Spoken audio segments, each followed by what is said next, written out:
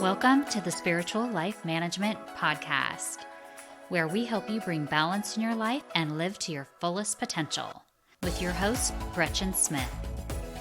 Hi guys, this is Gretchen and welcome to the show. Thank you so much for joining this episode of Spiritual Life Management Podcast. Can you believe that Thanksgiving is almost upon us? As Thanksgiving approaches, I know there's a lot of angst among us due to COVID-19. However, there are many ways that we can still have fun and a healthy Thanksgiving in 2020, even if you're alone. Many are concerned about how they will spend the day, perhaps away from loved ones, not enjoying those normal family traditions, and some people might even be slightly down or depressed, and this is understandably so. I completely understand this, and now it is time to start planning for the holiday.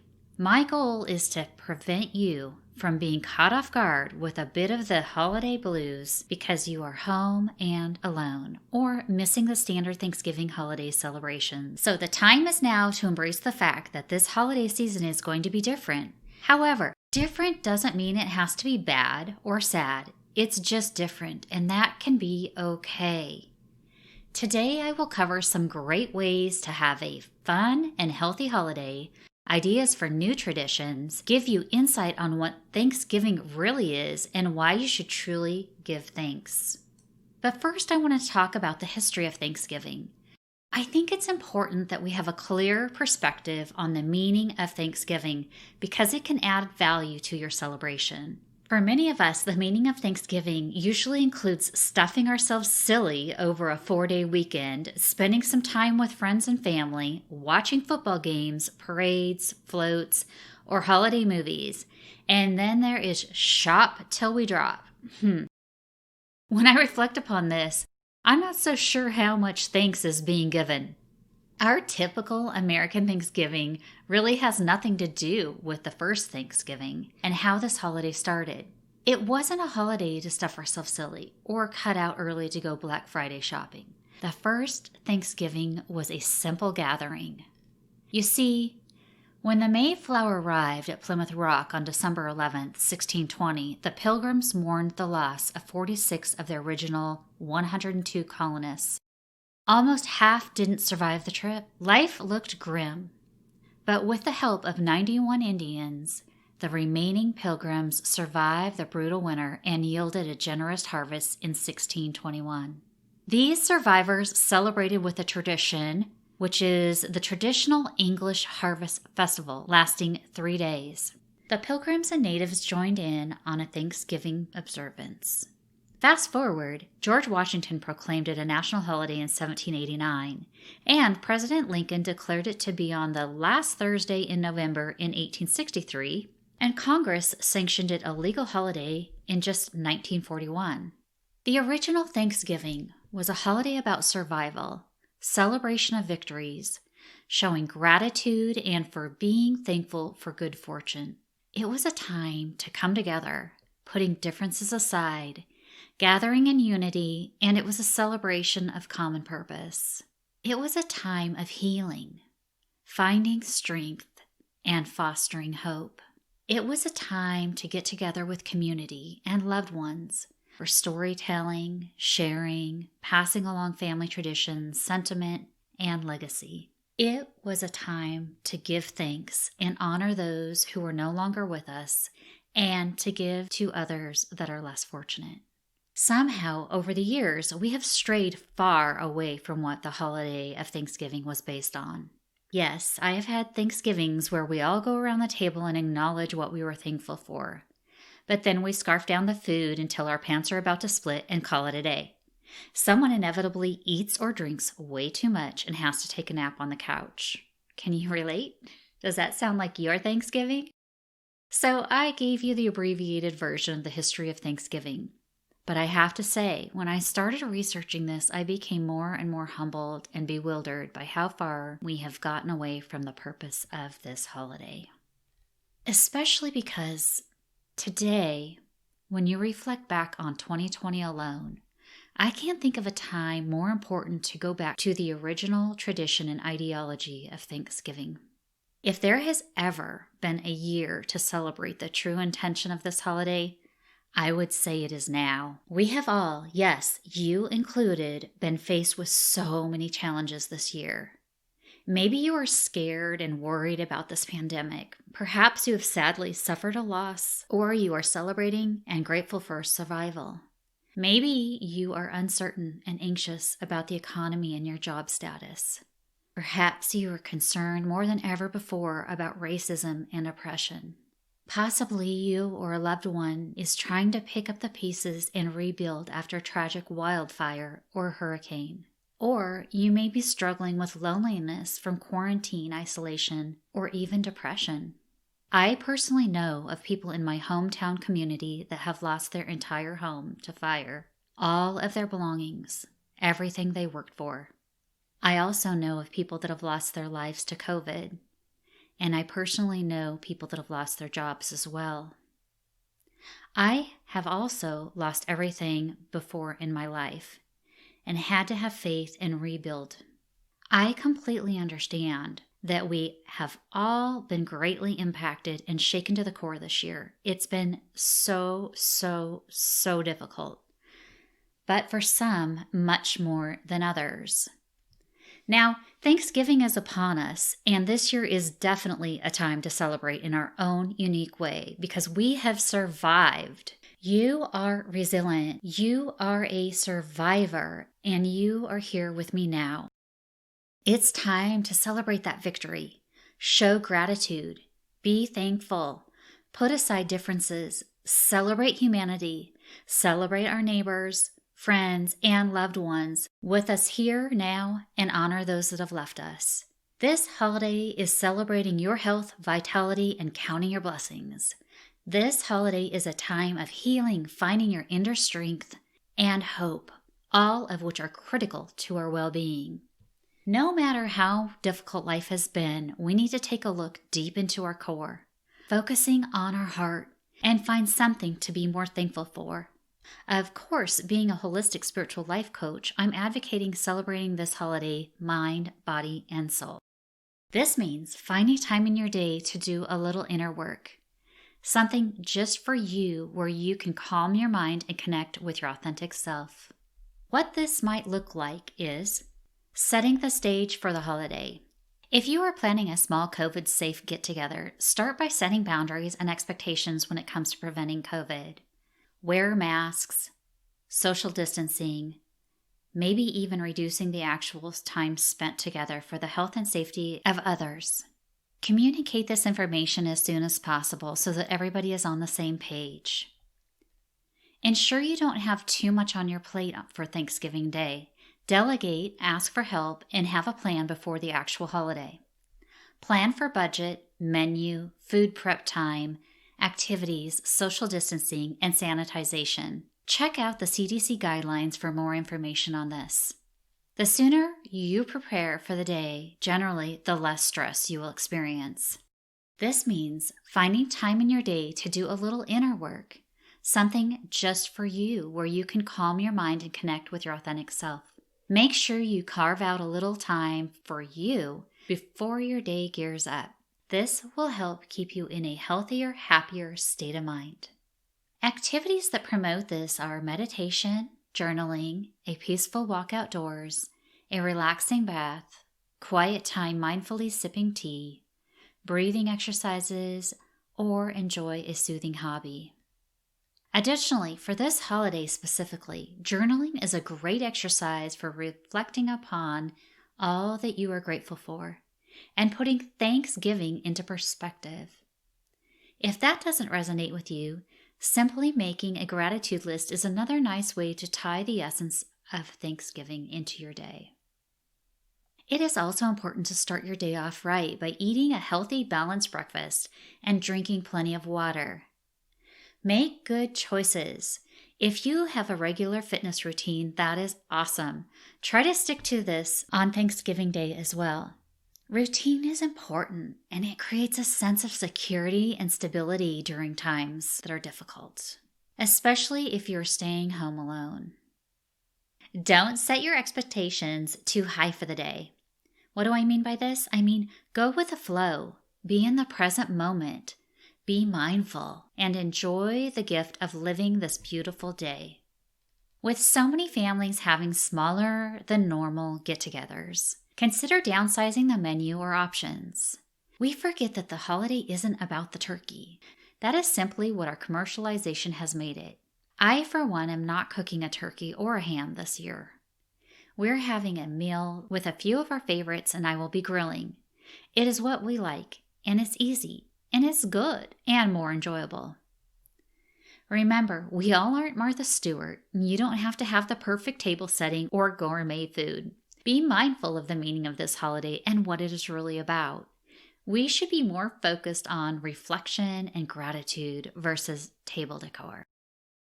Also, take into consideration that this year people may be ultra sensitive to political conversations as well as other pressing subjects. Try to steer clear of these topics. And maybe this is one of your boundary items. Try to keep grounded as well. You can always take a step outside and remove yourself for a moment. Practice a few deep breaths and re-enter once you are centered. Try not to overindulge in food or alcohol. Be mindful of what you're eating and drinking and serving. You know, I have lived in many different places far, far from family, and I've missed numerous holidays. My husband has as well. He was in the military, in the Marine Corps for 22 years, spent many years deployed. So I know it can be a bit challenging to have a holiday away from those that mean the most in your life. I have found it easier to navigate a holiday alone if I plan to keep myself occupied. Here are a few things I have done on the holiday to enjoy the day. I have put up my Christmas tree and decorated the house on Thanksgiving. Started making my holiday cookies. Started writing holiday cards. I planned for an in-home DIY spa day. Gone hiking, gone skiing. Planned a cozy day in home, watching movies all day. Visited the zoo and parks. I have also just worked and treated it like a normal day, and so on. You decide what works best for you if you're spending the holiday alone. The holiday is really what you make it. Don't allow yourself to be caught off guard and slip down into the dumps on the holiday. Your mindset is the key. But having a plan and knowing how you will spend it is the biggest piece of advice I can offer. Okay, switching gears and onto some fun. Whether you are coming together in person or staying at home this year, there are still some fun ways we can connect and celebrate even virtually. The soul needs fun, guys. So first, I want to pause for a moment and discuss virtual or video conversations or engagements. There is really something to this, and I think the younger generation knows this. When you are actually seeing someone and engaging with them in real time and in their environment, it is so much more intimate, engaging, and meaningful, and it gives us a sense of being together. It is more powerful to our senses than a phone call, especially on a holiday. You can stay on platforms like FaceTime for about as long as you'd like, which is really nice. You know, years ago, my daughter would watch movies with her friends together via FaceTime. Frankly, I didn't get it at the time. Or she would fall asleep talking to her boyfriend each night. I'd often walk into her room in the morning in my PJs after I woke up. As I'm having a serious conversation with her, she was on FaceTime with someone who was listening to the whole conversation and getting to see how glamorous I look in my morning hair. It doesn't get much more real than that. Needless to say, ground rules had to be established. Today, with all of our devices and platforms, there isn't much of an excuse to not be connected virtually. I highly suggest you connect virtually this holiday if you are not going to be able to be there in person. Activities that you can do in person and or virtually are Zoom in for the holiday meal. What I mean is join in on a virtual meal via Zoom or other platforms. Even though you aren't physically there, it's quite fulfilling to join in virtually. Reach out to family, friends, and others to organize a virtual gathering. You can also plan a movie day or night. Select your favorite movies to watch together. Yes, you can do this as a family in your home or virtually as well with others. You can also watch the Macy's Thanksgiving Day Parade together. Yep, they're having it this year. However, there won't be any crowds on the streets, but we can still watch it. Another idea is to create a football pool. Everyone loves the Super Bowl, and there are often pools to get involved in. Well, Thanksgiving is a big game day too.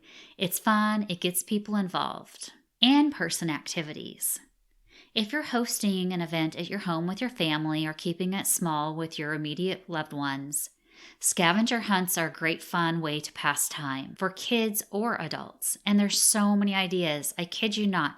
Google it and you will be amazed at different scavenger hunt ideas. Just getting outdoors is always a great idea. Take a walk, a hike, bike, snowshoe, or cross-country ski. Play croquet if your weather is nice, and there are other options as well. You can also cook and bake and get the family involved. Perhaps each person makes their own favorite dish, no matter how old or how small. Another wonderful way to pass the time and really engage with others is to break out a 1,000-piece puzzle. That is always nice to get involved with. Play more in-person games by having a family game day. Perhaps each person in the home gets to pick out their favorite game, and you have a marathon. You go through the entire family's favorite game list, and the top winner gets a small prize. But one of my favorite ways to pass the time on Thanksgiving is to create a gratitude tree. I believe anyone and everyone should practice gratitude. There are many ways to do this, but one of the best ideas that I like is to get our little ones involved with this too. And by doing that, you can keep them busy for a while.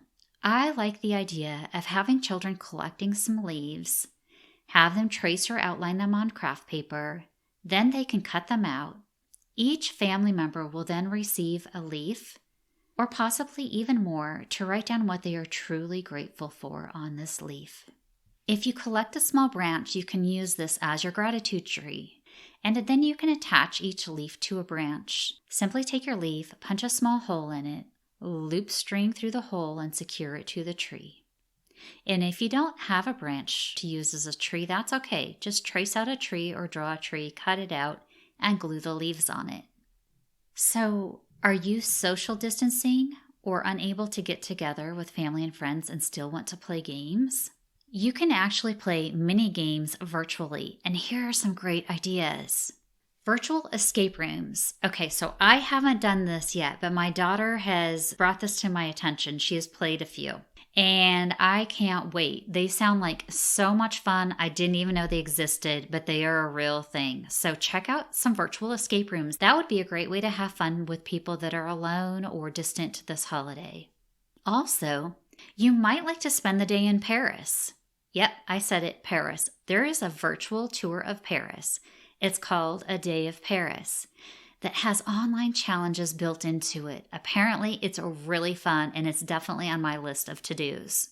Another great way to get people from afar to join in with you this virtual holiday would be to play other more traditional board games like Taboo, Pictionary, online bingo via Bingo Maker. I mean, it's really endless. Tabletopia lets you play VR versions of your favorite board games like Texas Hold'em and Trust Me, I'm Not a Doctor. Yeah, that's the name of the game. Trust Me, I'm Not a Doctor. Playingcards.io is a website for many multi-type games such as 500, Backgammon, Chess, Jokingly Hazard, Trial by Trolley, you name it. Another wonderful virtual game that you can play with others is Among Us. It's a multiplayer game of teamwork and betrayal. Can't imagine anything more fun than that. And then, of course, there's always Two Truths and a Lie that you could easily play via Zoom or any other platform as well. So you can see that there's a whole host of online games that you can play to incorporate into your Thanksgiving day and celebrate with others. So aside from games, there are other great options as well, such as how about a virtual meal prep where everyone in the family in different locations is making the same Thanksgiving meal, but you can all do it virtually, making basically the same menu and helping each other out and giving pointers.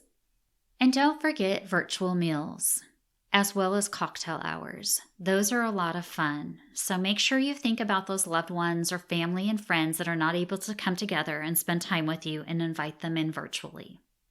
There are really endless possibilities for fun. Do your research and create a plan. Now, giving back and helping others is also a very amazing way to celebrate this holiday for your soul and our community. There are still ways you can safely contribute this holiday if you would like. Grocery delivery is better than ever nowadays. How about purchasing food from your grocery store and having it delivered to someone in need? Try locally grocery store apps or apps like Instacart. Many restaurants are also open for meal delivery as well, so research your local area and find out who's open and available for delivery. It would be just a wonderful, heartwarming gift to send a meal to a family, or even somebody that's alone and surprising them for the day. There are also food banks that you can contribute to or work at, as well as check with your local shelters and church for how you can safely contribute this holiday. However you choose to celebrate, create a plan. Take into heart the true meaning of this wonderful holiday. Be thankful for even the littlest of blessings in your life. Express gratitude. Have some fun. Connect with others. And I wish you a safe and loving holiday. And hey guys, I will be dropping some links in the show notes for some of the games and other items that I mentioned in this podcast. Thanks for listening to the Spiritual Life Management Podcast. I hope you enjoyed this episode. Please take a moment to like, subscribe, and share. It really helps us reach more listeners. If you want to connect, please drop your comments below or visit GretchenSmithCoaching.com. You can also follow me on Instagram at GretchenSmithCoaching or Facebook at Spiritual Life Management. Additional information on this episode can be found below in the show notes.